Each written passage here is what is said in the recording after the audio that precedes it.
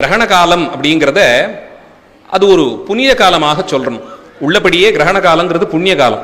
இன்னைக்கு கிரகணம்னா அது ஏதோ ஒரு தீட்டுக்கான காலம் மாதிரி ஆக்கிட்டோம். இது எப்படி நேர்ந்ததோ தெரியல. சைவ அன்பர்கள், குறிப்பா தீட்சை பெற்றவர்கள், கிரகண காலம் அடுத்து வரக்கூடியது, அது சூரிய கிரகணமோ சந்திர கிரகணமோ, அந்த நேரத்தில் கிடுகிடுன்னு வீட்டில் இருக்கிற சாமி உள்ளெல்லாம் பூட்டிட்டு எதுவும் இந்த மாதிரி சிவசிந்தனையே இல்லாமல் இருக்கணுங்கிற மாதிரியெல்லாம் ஆக்கி வச்சுட்டாங்க.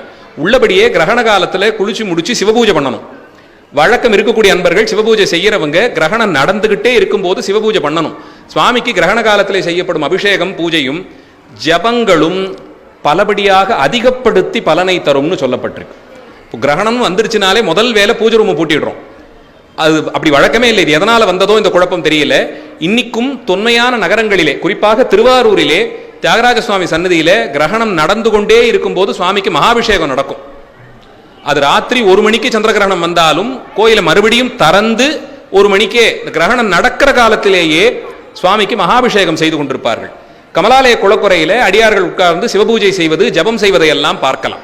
இப்போ கிரகண காலம் என்பது ரொம்ப உயர்ந்த ஒரு காலம்.